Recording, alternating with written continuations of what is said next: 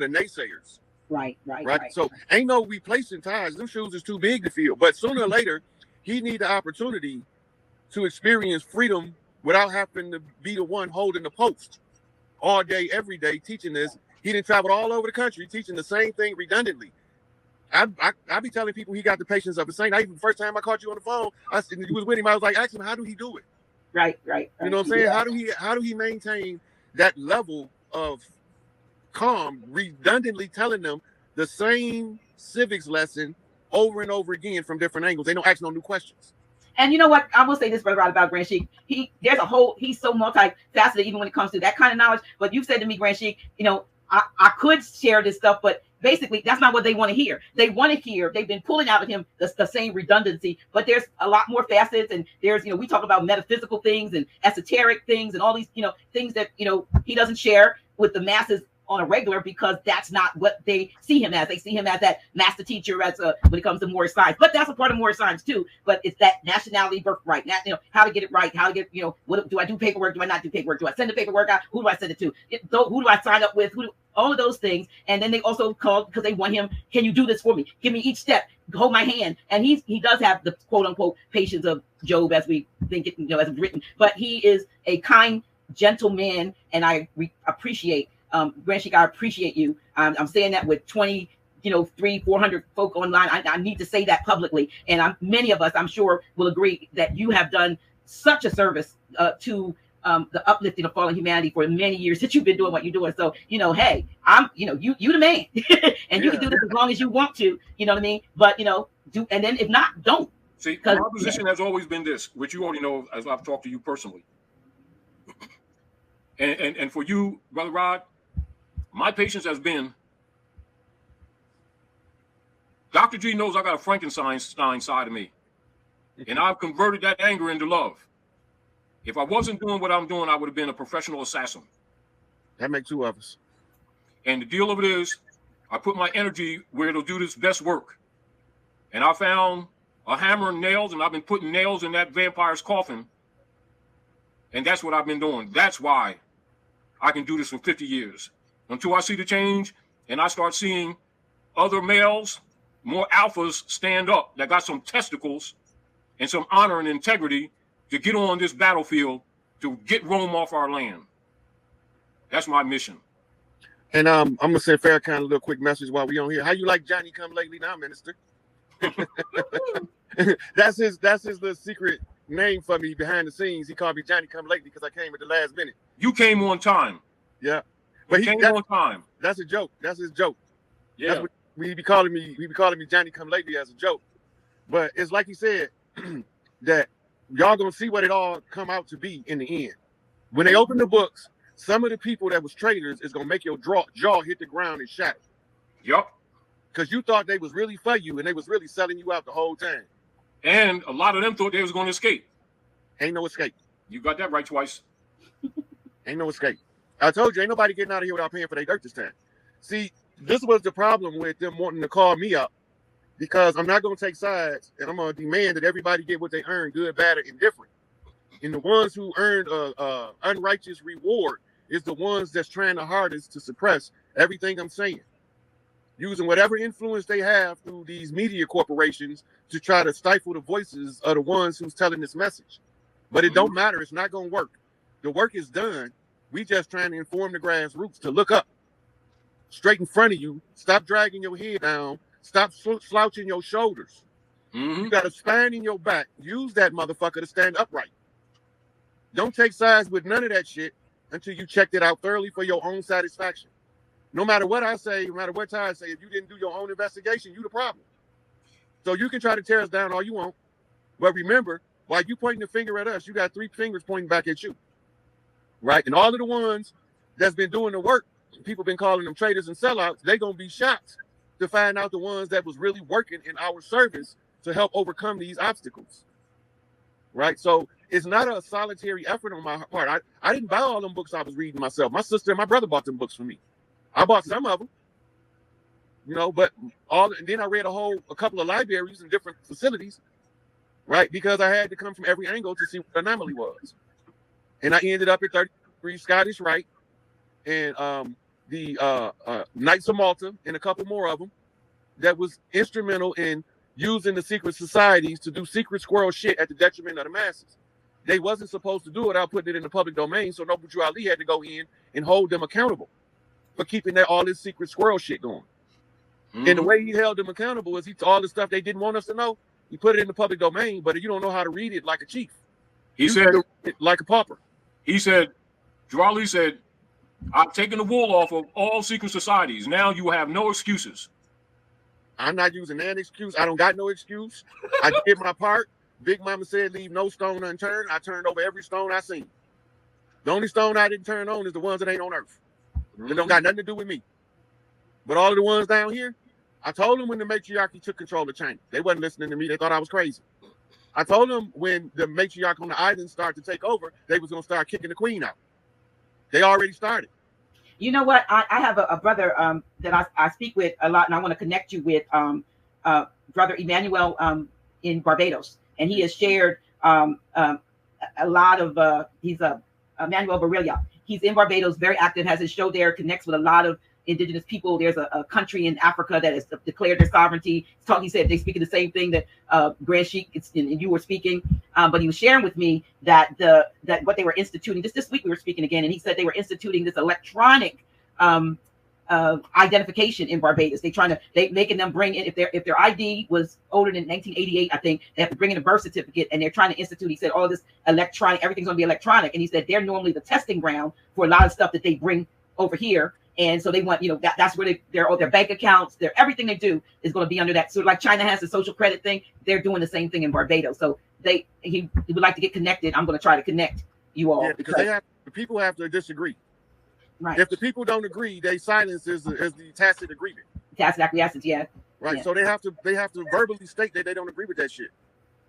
Well, he said that, yeah. I mean, they're coming against it, but I don't know if it's enough. But that's what they're trying to institute. Yes, part of it is for the intentions of the vestige of the dark priesthood who are being removed in order to shut the people down at will. Right. And like we've been saying for years, Doc, if it ain't in your hand, you ain't got it. That's true. That's true. That is so true. That is so true. So, but again, appreciate you all taking time out of your schedules, and Grand Sheik, for relinquishing your regular third Friday to do this. This is timely. We missed the free concert we have here. Look, we had the Clifford Brown Jazz Festival here, but this was even better. This was better.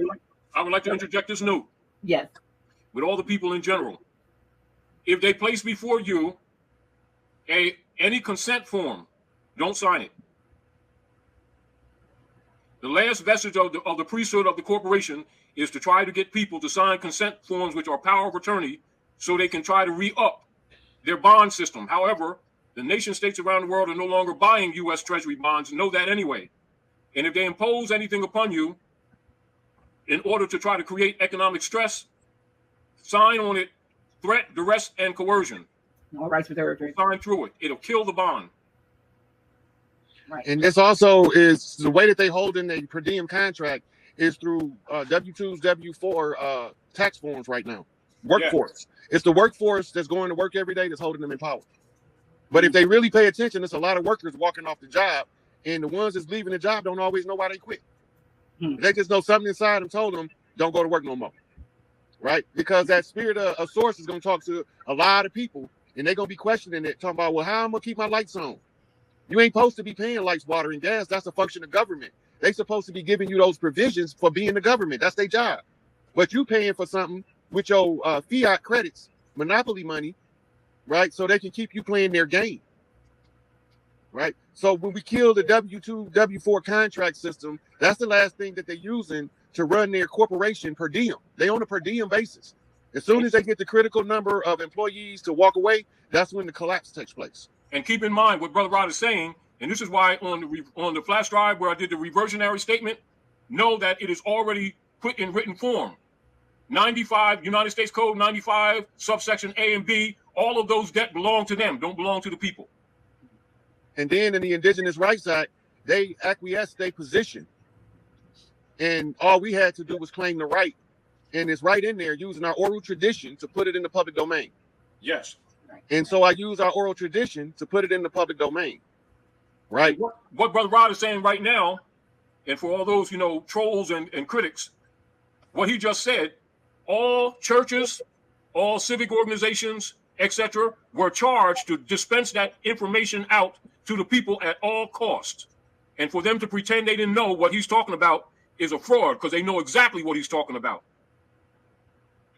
Okay. Well, like I said, you know what, this has been wonderful. Hope you all have enjoyed this session. Would you make sure that you watch it again, send this to some other folks so that they can, you know, share it, share it. We appreciate you. We have some events coming up. We have an event coming up, Grand Sheik, here at the House of Reawakening Minds in the month of August. We're looking forward to it. Information will probably be out by next week, the 26th, 27th, and 28th. We have a whole weekend of up close and personal metaphysical health and wellness fair, a meet and greet night, 3 days. Hopefully you all be able to come and be a part of it. And we're also raffling almost 5,000 notes worth of things. And it's a part of us coming back together with you and our fundraiser to support the House of Reawakening Mind as we go through a little bit of a transition period. And I don't know who we're going to get to come here. I'm not saying we may have to pull some strings and see who all, but, you know, Grand Sheik is going to be there. And Rod, I wish you could come. We'll see, you know. But we are going to have a 3-day event, and information will be forthcoming so that you all can take part in that. I'm really looking forward to it, because last year we did 2 and they were pretty good. But this year, you know, we're going to expand it to 3 days, and we think that it should be it'll probably suffice for the summer. You know what I mean? So, there's a couple mothers on the land that I would hope that you would be able to have on Reawaken Minds one day. You can send me the information. You know, just let me know. Just, you know, I think some videos. Chief Warhorse and Mama Bear. Yeah, I've seen Chief Warhorse before on another show. Yeah, she's powerful. But yeah, just send me the contact, and I'd love to have them on. We need to be able to expand, and these are you know, our indigenous, you know, matriarchs that are doing, as they say, doing what needs to be done. And yes, we need to, you know, have more exposure for that. So right now, I think the big thing between the mothers is we need a central point of connection across the land for the local mothers who've organized already. Right. To tag in and say, hey, we ready in Memphis, we ready in Toledo. You know, we had the group in Mississippi that you met with me. Yeah, that's like that. How they contacted you. Yes. And so we had to have you would probably need some sisters to help you to organize it, but we would need a common link across the land with the mothers that's coming together to reclaim the birthright to the land. Absolutely. But that's something that y'all be doing behind the scenes while we continue trying to educate the people in the transitional system that's in process. And let us keep in mind, according to the law, the circle of mothers in the different clan territories are to come together and project. And whatever they project, it is the duty of the brothers to carry out. The circle of mothers got to start going back to the circle as the ancient ones. And it's just a suggestion. You got to do what your intuitive mind says to do. But for some who are less familiar with the culture, go find a good old tree nearby that makes you feel comfortable, and go around that tree and make your meetings and make your decisions and project it out in the ethers. All right. Well, listen, we're gonna keep going on, but we're not gonna keep going on. Again, we're gonna put a pin in this or a comma in this. Hopefully we'll do this again.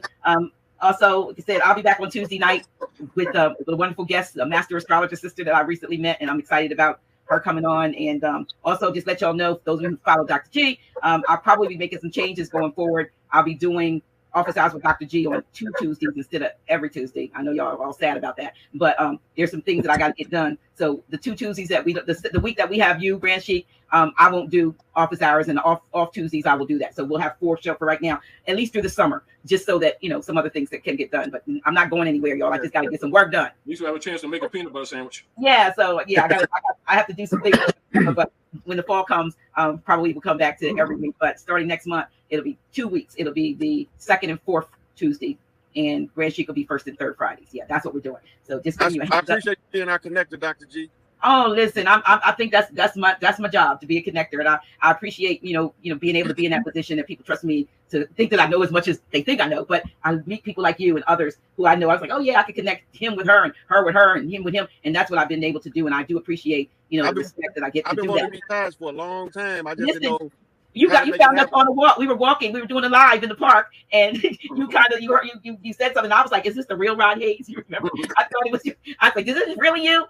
But I'm glad you all were able to meet, and hopefully, y'all will carry this out on beyond this venue, and I just say keep doing what you're doing. Keep doing what you're doing. You're making a major impact, around the globe, and I appreciate a much needed impact. Yes. See, because this is what it is, how nature works. See, a call is made out to the people to do what they know in their heart, what is right. You don't have to teach people right. They already know in their heart what's right.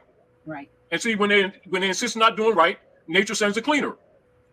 And that's why when I heard him, I said to you, Doc, Abdul, ADL, that means justice. That's the symbol of the two-edged sword in a circle. Right. Oh, yeah. And like Draw Lee said, adepts are born. They're not made. I yield the floor. All right. Y'all, we going, because every time we pick up, a new conversation starts up. And we're getting ready to get up out of here. I'm going to let y'all know a little bit about some chokeberry.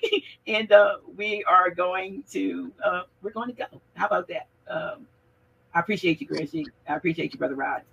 So appreciate you too. Okay. Give greetings to the family, Brother Rod. Yes, sir. Peace to you. And all the family up there, send them our love and all our considerations. All right. I want to get my... Yeah. We've been knowing who they were. I mean, that's not even a secret anymore, obviously. Yeah. But you're right, man. You hit it right on the head. I have this saying, that I put on the back of my first book, the version 1 of the companion book, the brown one that I had before I turned to the green cover. And it says that men walk through time. It says time walks through men, but gods walk through time is what it says. And so, like you say, we have to understand that, the true gods are really already walking. We're already walking on this planet right now. And if you understand how a radio station works, a radio station could be in your town and it could broadcast out on multiple stations from that one location. That's how I liken the consciousness. There's one consciousness, but it's broadcasting out. I'm 99.1.2, Rod, you 99.3, Yosef, you 99.4, and Dr. Phil Vance, you 99.5, and so forth and so on, right? So it's this one station, this one consciousness is broadcasting all these frequencies out, and then your avatar body is tuned to pick up a specific dot point on that point dot 1 or 2 or 3 on that frequency, and then that's your light being. That's a wave of light that inhabits the avatar body, allows you to animate it. But what really is happening is, like you were saying, our consciousness then is really being broadcasted from outside into this avatar body. And so the consciousness itself is God. And so all of us are walking with the God light inside of our bodies. We are literally God inhabiting an avatar body, walking around on this planet. And we're literally just walking unaware that we truly are God in a physical form. And the way that I see it is that God has literally, matriculated itself into Googles, which is an actual, Google is a number. It's not a search engine. Google is a number. It's matriculated itself into Googles of entities throughout the entire universe. And it has literally discovered what it's like to be, Brother Rich, Yosef, myself, Rod, Dr. Valentine. It wants to know from all different perspectives what it's like to be that, but still being really only one. Like I think it was Brother Joseph said, when you're talking to somebody, you're really talking to yourself. And when you're talking to me, you're talking to yourself. There is only one consciousness, I believe, but it's been divided into Googles of entities. I think that consciousness even wants to know what it's like to be a blade of grass, even to be a rock, because through the double slit experiment, we discover that electrons, which orbit atoms, are conscious. They make a conscious decision to be a wave, or when an observer looks, collapses into a particle, a digital piece of information. So it makes a decision. Well, that means that everything is conscious. So it means that everything, even this microphone I'm talking to, has conscious electrons in it, which means this itself is actually conscious. So I believe that it's a data collection mission going on, because if you look at how the brain works, well, the brain is encased in darkness, and the brain, it doesn't really know what's going on the outside. What it says is to its friends, hey, friends, go out and find out what's going on for me. Bring me some data. So sight, taste, smell, touch, hearing, the 5 senses go out and they collect information. Now, the senses themselves, they themselves don't really know what they're collecting. They collect data. They send that data back to the brain. They say, hey, man, here's the information. The brain sorts it all out and then projects a hologram as to what's going on. And we navigate through this matrix based on a projected hologram from consciousness. And if you look at it as above, so below, and look at it on the higher realm, well, okay, since we're a fractal of the higher consciousness, then in my opinion, the main consciousness, the universal consciousness, is doing the same exact thing. We are the sensory perception, all the people. We are the sensory perception. Our avatar bodies are the sensory perception. It broadcasts itself into us. We then go out and we collect data. We live our lives. Through living our life in the third dimension, we're collecting information, right? And then we're transmitting back up to source that same information in real time, because every thought we know is transmitted. We're sending and receiving information two-way, like Wi-Fi. And so I believe that the universal consciousness is actually collecting this data, collecting this information from every single entity throughout the entire universe. And so by that method, it's trying to figure out, what is it like to inhabit the third dimension? What is it like to learn and live through these lessons? What is it like to be Billy Carson and Brother Rich and everyone else? And so it's a pretty interesting concept, and it is for me. It is a concept. I'm basing it on my research. But if as above, so below is accurate, which is a hermetic principle taught by Thoth Tahuti, then that would mean that what we're doing is just a fractal of what's happening on the higher side. So we are all literally walking gods. That's a very good question. Just to double tail on it, well said. In our school, we teach that there are 4 elements, which add up to fire, air, water, and earth, which constitutes the WORD of God. Mm-hmm. Those four elements are conscious as themselves. This is what we teach. They're not conscious of themselves until they consolidate into what we call man. It is through the avatar of man that these 4 principles, these 4 fundamental principles, the base of the pyramid of life, essentially becomes sight, sound, smell, and taste. That's when the fire, air, water, and earth becomes conscious of themselves. So yes, you're quite right. As the higher entity, consciousness itself, consciousness simply is. You cannot qualify consciousness. You cannot say this is consciousness or